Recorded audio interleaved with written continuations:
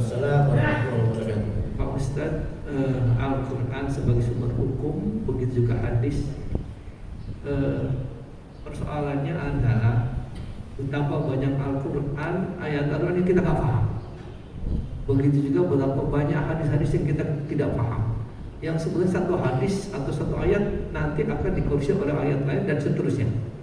Nah, bagaimana sebetulnya cara kita berhukum dengan Quran dan hadis ini?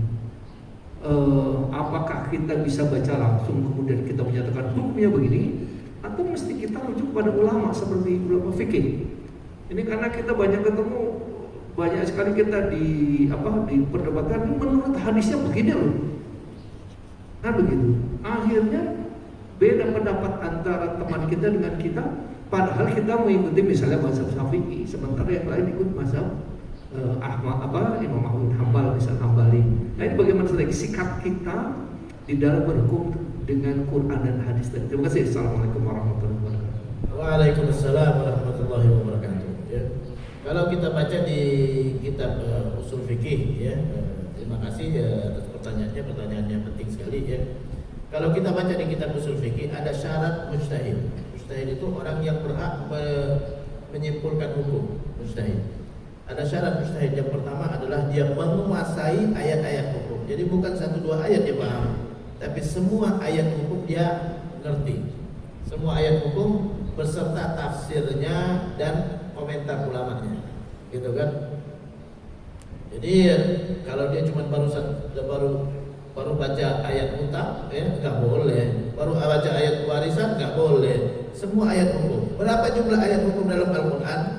Jumlah ayat hukum dalam Al-Quran ulama beda-beda pendapat ya. Ada yang mengatakan 500, ada yang mengatakan 250, gitu kan ya. Kenapa terjadi perbedaan? Karena beda dalam menetapkan ini masuk kategori ayat hukum atau bukan, gitu kan. Jadi harus menguasai ayat-ayat hukum ya, dan tafsirnya. Yang kedua, menguasai hadis-hadis hukum. Ya, hadis-hadis hukum ada berapa? Ya, ulama mensyaratkan untuk orang yang boleh berijtihad menyimpulkan hukum itu dia hafal sekitar 500.000 hadis.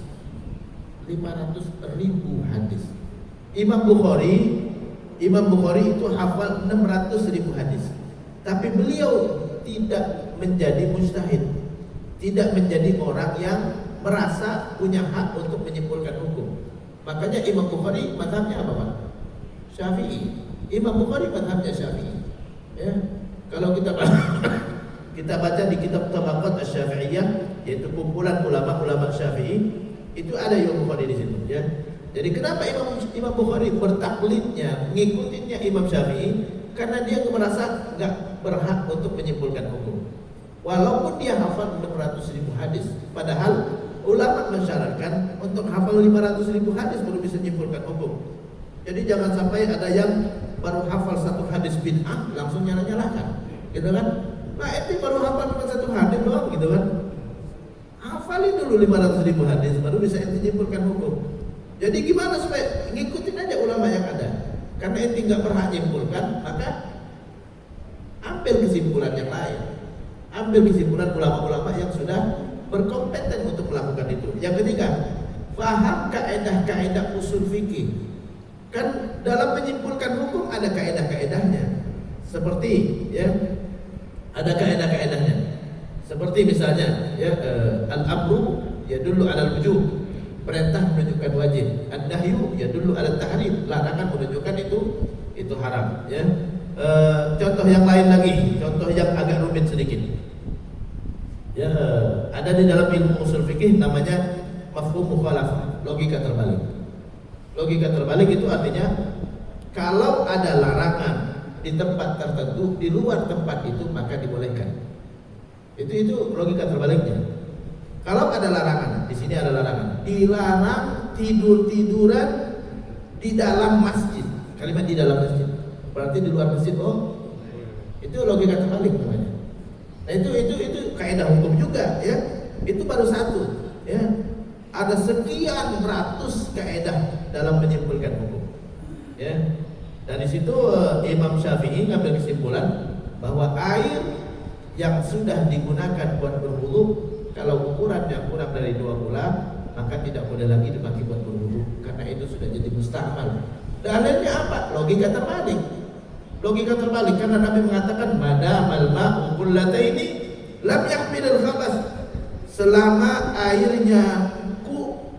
airnya lebih dari 2 bulan, maka tidak akan jadi kotor. Logika terbaliknya, kalau kurang dari 2 bulan dipakai kotor, gitu kan? Itu logika mazhab Syafi'i. Nah ini harus punya kaidah seperti ini, harus punya rumus. Jadi bukan hanya matematika, ada rumusnya, hukum pun ada rumusnya. Ya, kalau ente cuma baru hafal ayatnya, baru hafal hadisnya, kaidah-kaidah, rumus-rumus hukum tadi ente nggak paham, nggak bisa ente nyimpulkan. Ya, itu yang ketiga. Yang keempat, faham bahasa Arab dengan kaidah-kaidah bahasa Arabnya, ya, dengan makna-maknanya secara detail. Ya, kalau bahasa Arab kita masih setengah-setengah, ya, saya sendiri merasa masih setengah-setengah, ya, nggak bisa kita nyimpulkan hukumnya. Baru paham makna bid'ah aja itu langsung ini, ya. Ada banyak bahasa Arab yang itu belum paham, gitu kan? Kullu bid'atin dhalalah, setiap bid'ah sesat.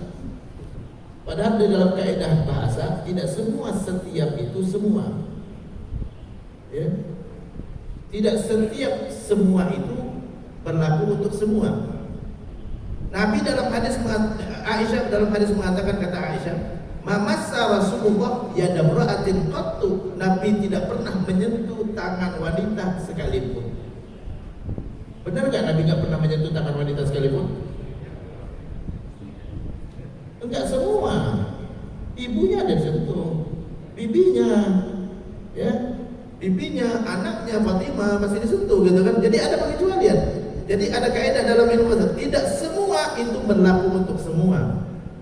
Itu kaidahnya. Nah contohnya itu tadi contohnya, ya. Tidak semua itu berlaku untuk semua, ya. Ada pengecualian. Nah pengecualiannya dipelajari dulu, ya, pelajari banyak hadis, banyak ayat Quran harus pahami dulu, ya. Yang mana yang dikecualikan itu, ya. Paham bahasa Arab, ya. Kemudian paham asbabun nuzul, asbabul wurud. Kenapa ayat ini diturunkan dan kenapa hadis ini diucapkan. Harus paham juga. Jadi enggak cukup dengan hafal hadis, ya, harus paham juga sabab wurud hadisnya. Kenapa Nabi sampai mengucapkan itu? Apa maksudnya sih? Ya, kenapa ayat itu sampai diturunkan? Apa sebabnya sih? Gitu kan? Harus tahu, karena sebab itu mempengaruhi hukumnya. Sebab mempengaruhi hukum dan memahamkan, ya, konteks dari isi hukumnya. Jadi ada banyak hal yang harus dipahami nih, ya. Ini baru 5. Padahal syaratnya masih ada lagi, ya. Jadi gak semua orang hafal satu hadis langsung menyimpulkan hukum. Ente ambil pendapat ulama, ya, yang berkompeten untuk melakukannya, yang sudah mencukupi syarat-syarat tadi, ya, karena ente orang sekarang yang ada di dunia sekarang ini nggak sampai kepada tingkatan mustahil, ya, nggak ada yang hafal ratusan ribu hadis itu, Pak. Nggak ada yang hafal ratusan ribu hadis. Jangankan ratusan ribu hadis, mungkin Arba'in Nawawiyah aja nggak hafal, ya. Jadi ya nggak bisa dia mengatakan saya bisa menyimpulkan hukum, enggak, ya, kecuali untuk masalah-masalah baru. Kalau ada masalah baru yang belum pernah dijelaskan di kitab-kitab terdahulu, boleh kita simpulkan kalau memang tidak ada ulama yang lebih berkompeten daripada kita. Dan harus segera tahu hukumnya, dan tidak ada ulama yang berkompeten yang ada saat itu untuk menyimpulkan hukumnya. Silakan kita bahas, ya. Jadi kalau ada masalah baru yang belum pernah dibahas di kitab-kitab terdahulu, ya, dan harus segera kita ketahui hukumnya, harus segera. Kenapa? Karena kita harus akan mengalaminya, gitu kan? Maka harus dibahas segera. Cari orang yang berkompeten, yang paling ahli dalam hal ini, ya, untuk membahasnya, ya. Kenapa? Karena kaidah fikih mengatakan al-masyaqqah tajlibut taysir. Kesulitan, ya, dimudahkan. Karena sulit kita mencari orang yang lebih tahu, ya udah yang lebih tahu yang ada di sinilah. Ya, kenapa? Karena hukumnya harus segera kita tahu sekarang. Karena akan terjadi. Kalau belum terjadi jangan dibahas. Ya, kalau belum terjadi jangan dibahas, ya. Ustaz, kalau kita tinggal di bulan nggak usah dibahas dulu karena belum ada yang tinggal di bulan juga, ya. Nggak usah dibahas karena belum terjadi, gitu kan. Nah ini sekarang dalam pandemi ini apa hukumnya pakai masker, gitu kan, ya. Ini ijtihad baru, nggak ada di kitab-kitab terdahulu. Belum ada zaman dahulu orang sholat pakai masker, Belum ada zaman dahulu orang sholat berjarak. Ini ijtihad orang sekarang. Ijtihad orang sekarang. Ustaz benar atau tidak? Ya Allah alam ya. Jadi itu ijtihad baru, belum ada di kitab-kitab terdahulu. Nah ini ya kondisi pandemi ya. Tapi saya kira kalau belum ada di kitab terdahulu berarti belum pernah ada berjarak sholatnya. Dan di zaman dahulu berarti belum pernah ada berjarak. Kalau ada berjarak pasti ada di kitab terdahulu. Kan nggak ada di kitab terdahulu sholat berjarak, nggak ada. Ya, padahal pandemi itu bukan terjadi zaman sekarang aja, ya. Dari dulu juga terjadi gitu kan ya. Tapi saya nggak ini ya, nggak komentarin ya, ikutin protokol kesehatan yang ditetapkan oleh pemerintah selama kita bisa aman dari jeratan hukum ya. Jangan sampai nanti dijerat hukum ya. Ada masjid di Jakarta dikenakan denda 25 juta gara-gara menampung jamaah lebih dari kapasitasnya. Ya, maksimal kan ada maksimalnya ya. Saya nggak tahu kalau di sini ya. Ada maksimalnya. Itu lebih dari kapasitas sampai keluar gitu kan ya, didenda 25 juta. Nah, masjid kok ini denda 25 juta? Ya, masjid punya Allah gitu kan. Itu infak jemaah semua. Kok masuk ke kas negara gitu? 25 juta. Jadi ya ini ya. Silakan diperingatkan aja, diperingatkan. Jangan diulangi lagi ya gitu kan. Cukup seperti itu ya. Apalagi kalau nggak ada kejadian yang mencolok ya, nggak ada orang mati di tempat, nggak ada gitu kan. Jadi ya jangan sampai nanti itu malah masuk kas negara. Ini orang infak buat masjid kok bisa masuk ke kas negara gitu kan. Ini ya. Jadi itu terkait dengan tadi ijtihad. Jadi ada syarat-syaratnya. Nggak semua orang boleh menyimpulkan.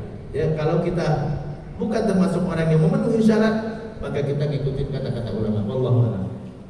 Terima kasih Pak Ustaz.